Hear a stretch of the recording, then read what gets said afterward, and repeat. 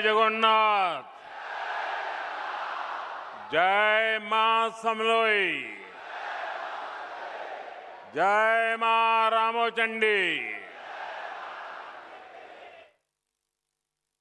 यहां कुछ युवा साथी बहुत सारी कलाकृतियां बना करके ले आए हैं।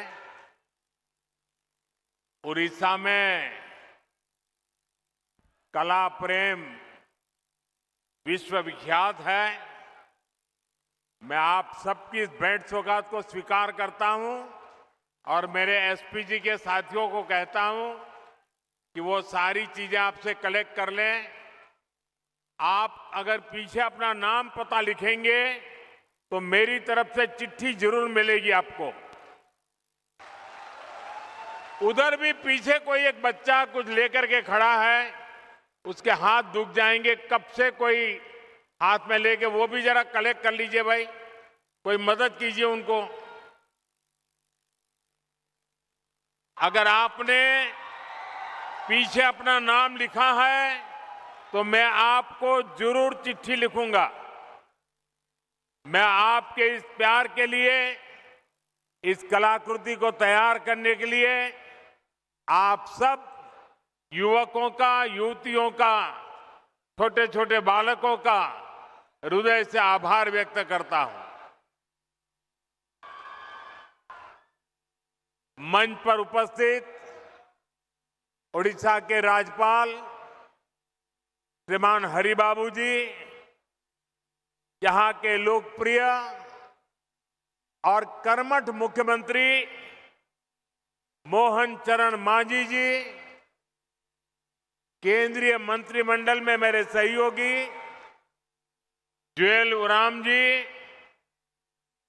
डिप्टी सीएम प्रभाती परिडा जी, कनकवर्धन सिंह देव जी, संसद में मेरे साथी बैजयंत पांडा जी, प्रदीप पुरोहित जी, उड़ीसा भाजपा के अध्यक्ष मनमोहन सामल जी, मंच पर विराजमान अन्य महानुभाव, आज के इस कार्यक्रम में हमारे देश के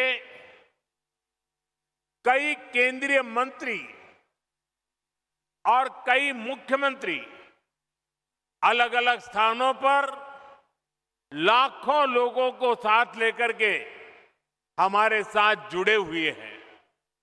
मैं उन सभी का भी अभिनंदन करता हूं और यहां झारसुगुड़ा के मेरे भाई बहनों को आदरपूर्वक प्रणाम करता हूं।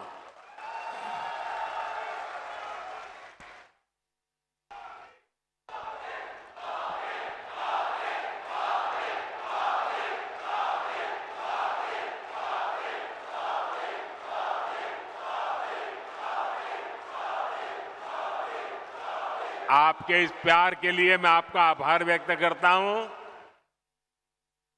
एठी उपस्थितो समस्त मान्यगण्यों व्यक्ति मानंको मोर जोहार।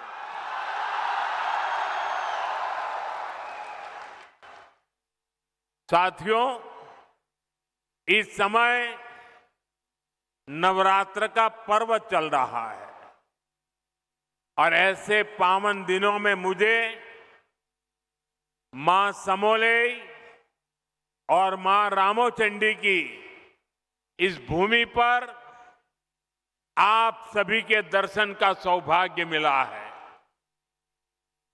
यहां बहुत बड़ी संख्या में माताएं बहनें भी पहुंची हैं। आपका आशीर्वाद ही हमारी शक्ति है। मैं आप सभी जनता जनार्दन को नमन करता हूं।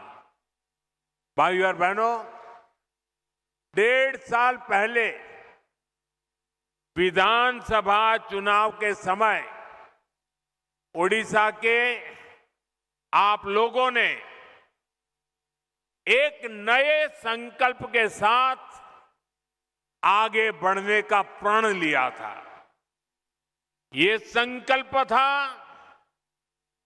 विकसित ओडिशा।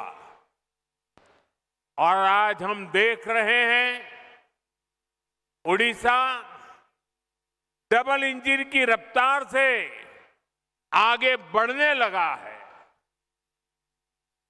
आज फिर एक बार ओडिशा के विकास के लिए, देश के विकास के लिए हजारों करोड़ रुपए के प्रोजेक्ट का काम शुरू हुआ है। आज से बीएसएनएल का नया अवतार भी सामने आया है। बीएसएनएल की स्वदेशी 4G सर्विसेज लॉन्च हुई है।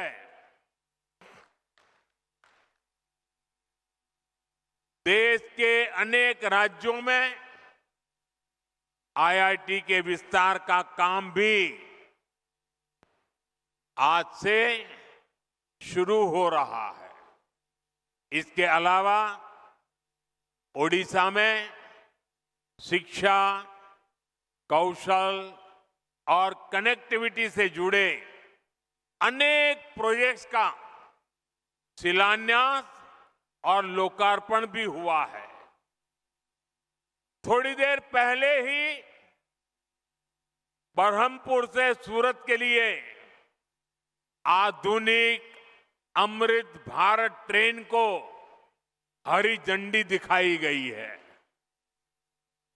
और आप भी जानते हैं कि सूरत के साथ आपका जुड़ना कितना महत्वपूर्ण है।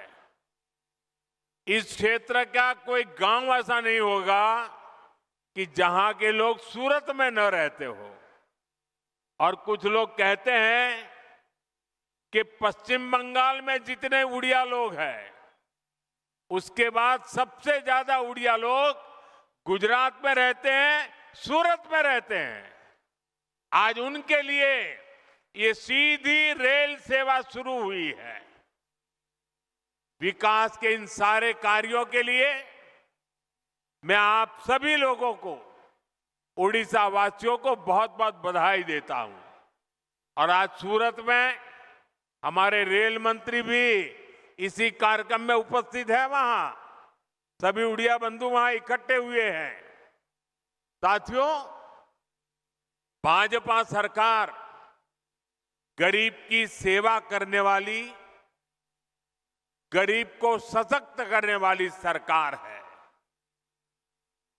हमारा बहुत जोर गरीबों को, दलितों को, पिछड़ों को, आदिवासियों को मूल सुविधाएं पहुंचाने पर है। आज इस कार्यक्रम में भी हम इसके साक्षी बन रहे हैं। मुझे अभी यहां अंत्योदय गृह योजना के लाभार्थियों को स्वीकृति पत्र सौंपने का अवसर मिला। जब एक गरीब परिवार को पक्का घर मिलता है तो वर्तमान ही नहीं, भावी पीढ़ियों का जीवन भी आसान हो जाता है। हमारी सरकार अभी तक देश में 4 करोड़ से अधिक गरीब परिवारों को पक्का घर दे चुकी है। ओडिशा में भी हजारों घर बनाने का काम तेजी से चल रहा है। इसके लिए हमारे मुख्यमंत्री मोहन जी और उनकी टीम प्रशंसनीय कार्य कर रही है। आज भी करीब 50,000 परिवारों को नए घरों की स्वीकृति मिली है। पीएम जनमन योजना के तहत भी उड़ीसा में आदिवासी परिवारों के लिए 40,000 से अधिक घर स्वीकृत किए गए हैं। यानी आदिवासियों में भी जो अति पिछड़े हैं, उनका एक बहुत बड़ा सपना आज पूरा होने जा रहा है। मैं अपने सभी लाभार्थी भाई बहनों को अपनी मंगल कामनाएं देता हूं।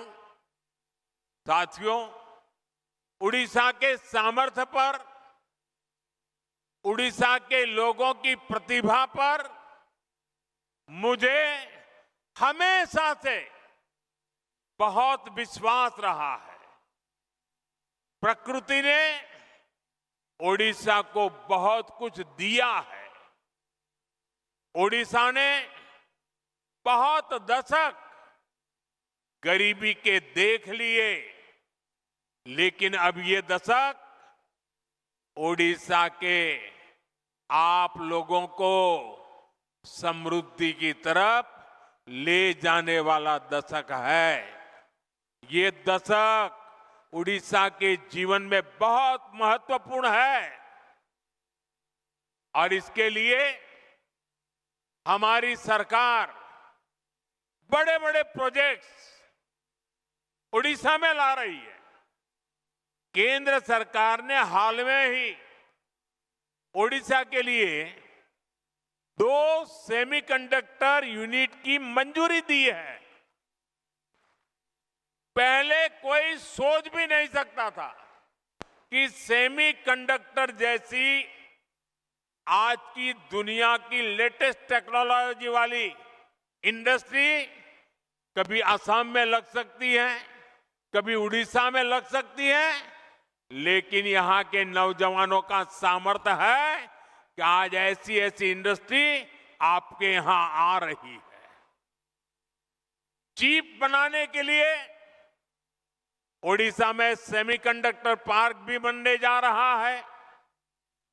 वो दिन दूर नहीं जब छोटी सी चिप जो आपके फोन, टीवी, फ्रिज, कंप्यूटर, गाड़ी, ऐसी अनेक चीजों में अब चिप के बिना उस कोई भी इंस्ट्रूमेंट वो जान ही नहीं रहती, जान चली जाती है।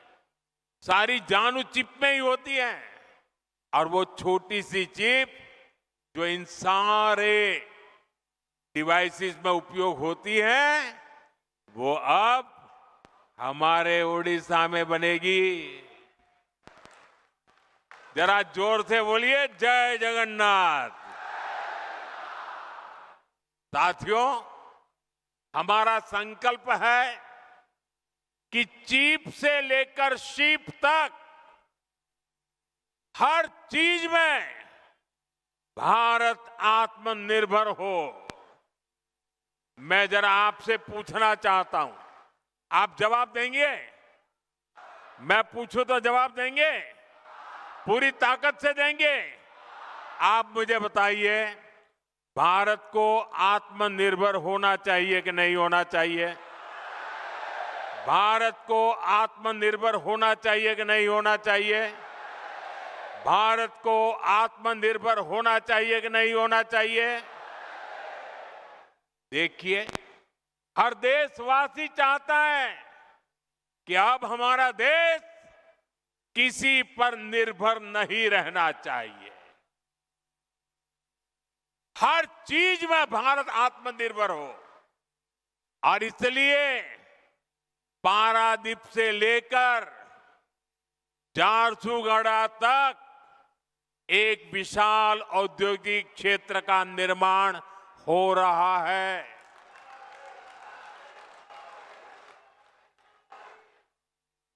भाइयों और बहनों, जो भी देश आर्थिक रूप से सशक्त होना चाहता है, वो शिप बिल्डिंग यानी बड़े बड़े जहाज निर्माण पर बहुत बल देता है। व्यापार हो, टेक्नोलॉजी हो, या फिर देश की सुरक्षा, शिप बिल्डिंग से हर जगह फायदा होता है। अपने जहाज होंगे तो संकट के समय दुनिया के साथ आयात निर्यात में रुकावट नहीं आएगी। इसलिए बीजेपी की हमारी सरकार ने एक बहुत बड़ा कदम उठाया है। हमने देश में ये बड़े बड़े जहाज बनाने के लिए, शिप बिल्डिंग के लिए 70,000 करोड़ रुपए का पैकेज मंजूर किया है।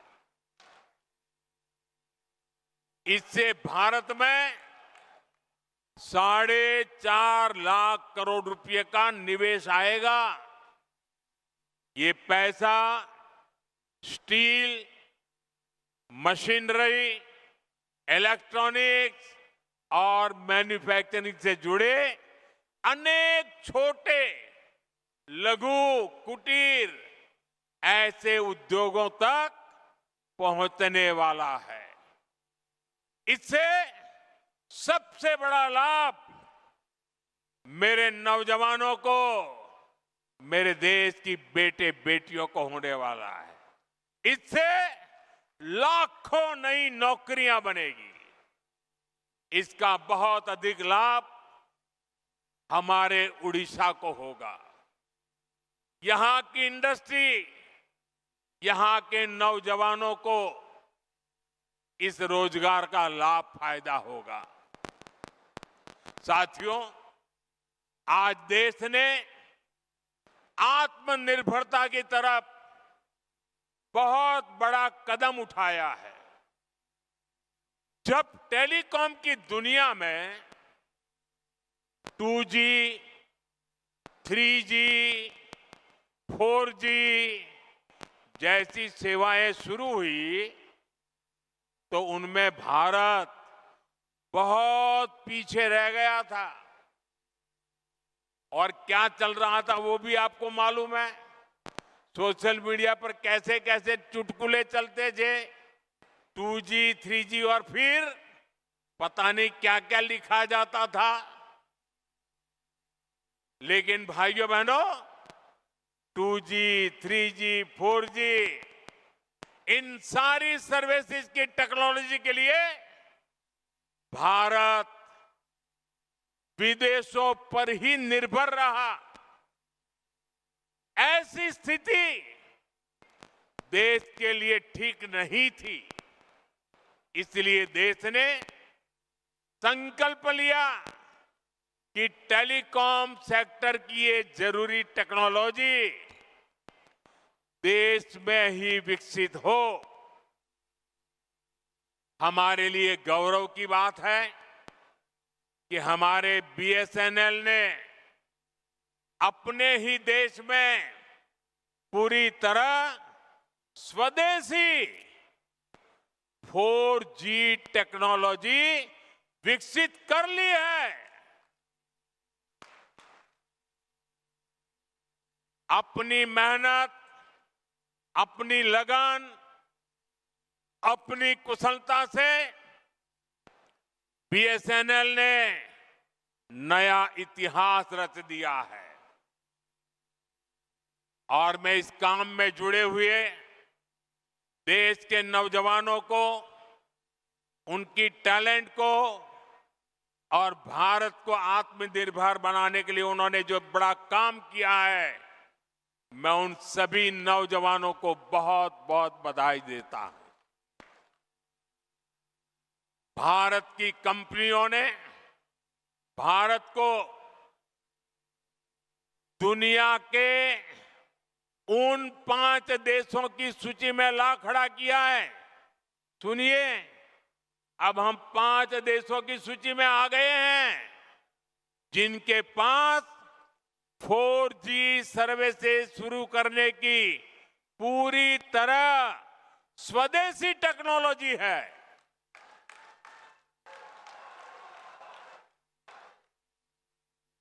साथियों, ये संयोग है कि आज BSNL अपनी स्थापना का 25वां वर्ष मना रहा है और इस ऐतिहासिक दिन बीएसएनएल और उसके सहयोगियों की मेहनत से आज Bharat global telecom manufacturing hub बनने की दिशा में आगे बढ़ रहा है।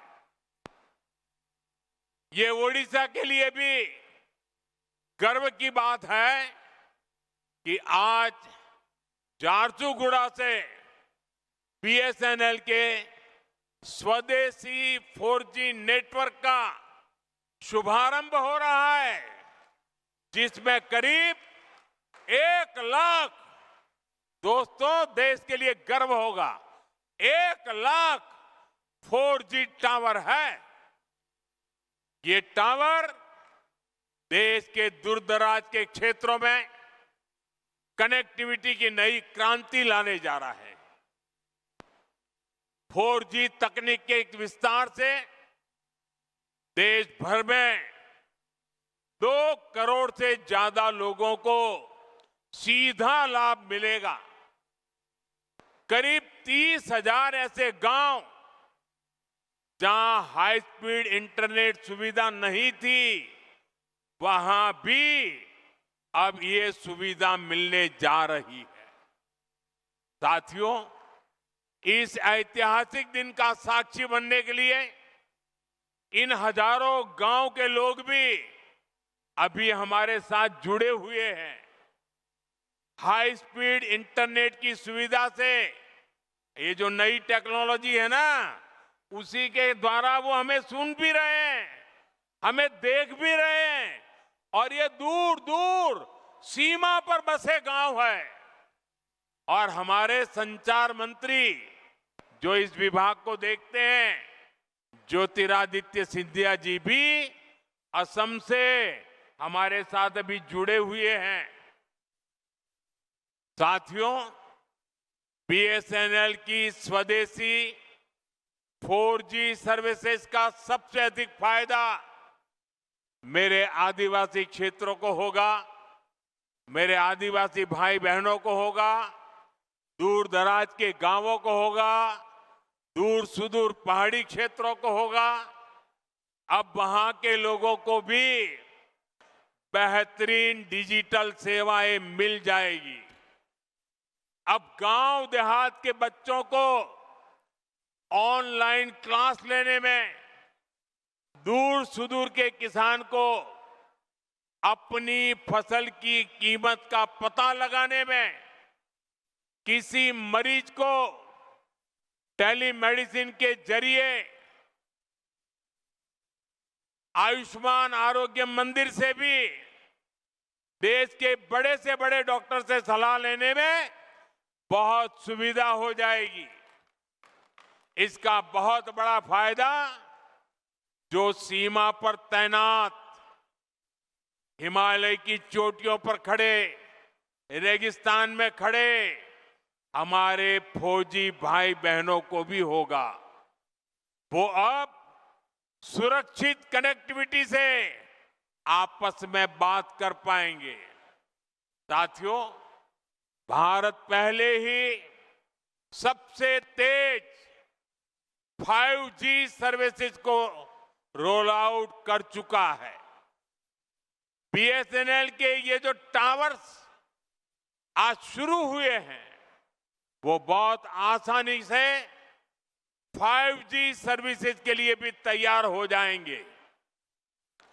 मैं बीएसएनएल को, सभी देशवासियों को इस ऐतिहासिक दिन की बहुत बहुत बधाई देता हूं। साथियों, आत्मनिर्भर भारत बना के लिए के कुशल नौजवान और रिसर्च का शानदार वातावरण भी जरूरी है। इसलिए ये भी भाजपा सरकार की बहुत बड़ी प्राथमिकता है। आज ओडिशा सहित पूरे देश में एजुकेशन और स्किल डेवलपमेंट पर अभूतपूर्व निवेश किया जा रहा है। हम देश के इंजीनियरिंग कॉलेजों और पॉलिटेक्निक को भी आधुनिक बना रहे हैं। इसके लिए आज मेरिट नाम से एक स्कीम लॉन्च की गई है। इस स्कीम के तहत टेक्निकल एजुकेशन देने वाले संस्थानों पर हजारों करोड़ रुपए खर्च किए जाएंगे। इससे हमारे नौजवानों को अच्छी टेक्निकल एजुकेशन के लिए बड़े शहर जाने की मजबूरी नहीं रहेगी। अपने ही शहर में उसे आधुनिक लैब बनाने, ग्लोबल स्किल सीखने और स्टार्टअप शुरू करने का अवसर मिलेंगे। साथियों, देश के हर क्षेत्र, हर वर्ग, हर नागरिक तक सुविधाएं पहुंचाने के लिए आज इतना काम हो रहा है। रिकॉर्ड पैसा खर्च किया जा रहा है। वरना पहले क्या स्थिति थी, ये आप अच्छे से जानते हैं। कांग्रेस आपको लूटने का कोई मौका नहीं छोड़ती थी। साथियों, 2014 में जब आपने हमें सेवा का मौका दिया तो हमने देश को कांग्रेस के इस लूट तंत्र से भी बाहर निकाला। भाजपा सरकार में अब डबल बचत और डबल कमाई का दौर आया है।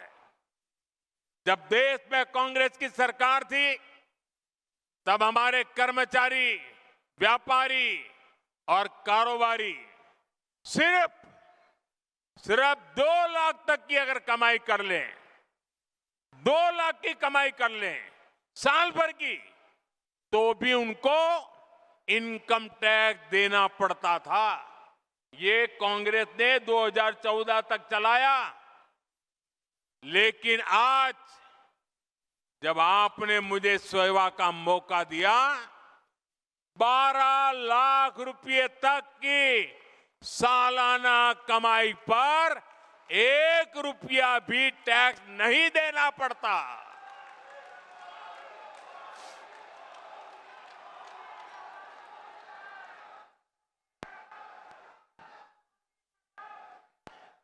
साथियों, अभी इस 22 सितंबर से देश में, उड़ीसा में जीएसटी के नए रिफॉर्म भी लागू हुए हैं। इन सुधारों ने आप सभी को जीएसटी बचत उत्सव का उपहार दिया है। अब माताओं बहनों के लिए रसोई चलाना और सस्ता हो गया है। जरूरत की अधिकतर चीजों के दाम बहुत कम हो गए हैं। मैं आपको एक उदाहरण से समझाता हूं। मान लीजिए उड़ीसा में एक परिवार राशन और घर में जो जो चीजों की आवश्यकता होती है, अगर मान लो कि साल भर में वो 1 लाख रुपया खर्च करता है, हर महीना 12-15 हजार रुपया अगर खर्च करता है तो साल भर का 1 लाख रुपया खर्च हो जाता है। 2014 से पहले कांग्रेस की सरकार, अगर आप 1 लाख रुपया खर्च करते थे तो 25,000 रुपया, 20 से 25,000 रुपया टैक्स ले लेती थी। यानी 1 लाख रुपया आपको 1.25 लाख रुपया देना पड़ता था। साल 2017 में हमने पहली बार जीएसटी लाए और उसमें हमने आप पर का बोझ काफी कम किया, टैक्स कम किया। और हम दोबारा जीएसटी रिफॉर्म करके लाए। अब भाजपा सरकार ने इसको बहुत कम कर दिया है। अब 1 लाख रुपए के सालाना खर्च पर एक परिवार को सिर्फ 5-6 हजार रुपये ही देने होंगे। अब बताइए कहां 25,000 और कहां 5-6 हजार। कांग्रेस राज की तुलना में आज सालाना 1 लाख रुपए के खर्च पर हमारे गरीब, सामान्य, मध्यम वर्ग के परिवारों की 20-25 हजार रुपए की बचत पक्की हो गई है। साथियों, हमारा उड़ीसा किसानों का प्रदेश है। किसानों के लिए भी जीएसटी बचत उत्सव बहुत शुभ है।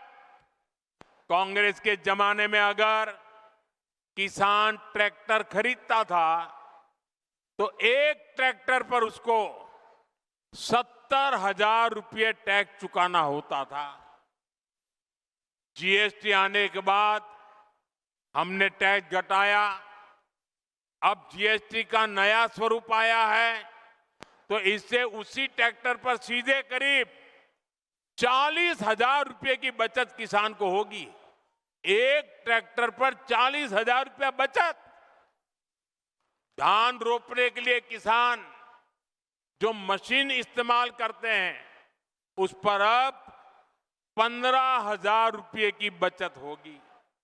इसी तरह पावर टिलर पर 10,000 तो थ्रेशर पर 25,000 रुपये तक की बचत होगी। खेती किसानी के ऐसे अनेक उपकरणों पर भाजपा सरकार ने टैक्स बहुत कम कर दिया है। साथियों, ओडिशा में बहुत बड़ी संख्या में हमारा आदिवासी समाज रहता है।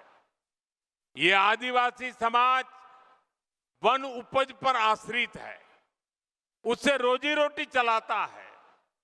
पहले ही हमारी सरकार केंदू पत्ता संग्राहकों के लिए काम कर रही है। अब इस पर जीएसटी भी बहुत कम किया गया है। इससे संग्राहकों को केंदू पत्ता के और अधिक दाम मिलना पक्का हो गया है।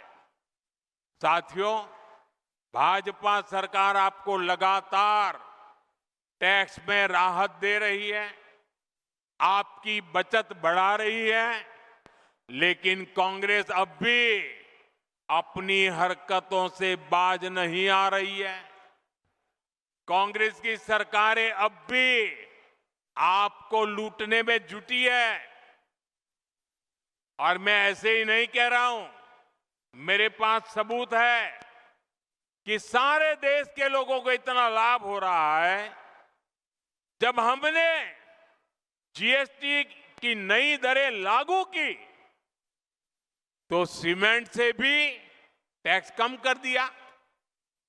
हमारा मकसद यही था कि लोगों को अपना घर बनाने में, घर की मरम्मत कराने में सीमेंट सस्ता होने से कम पैसा खर्चना पड़े।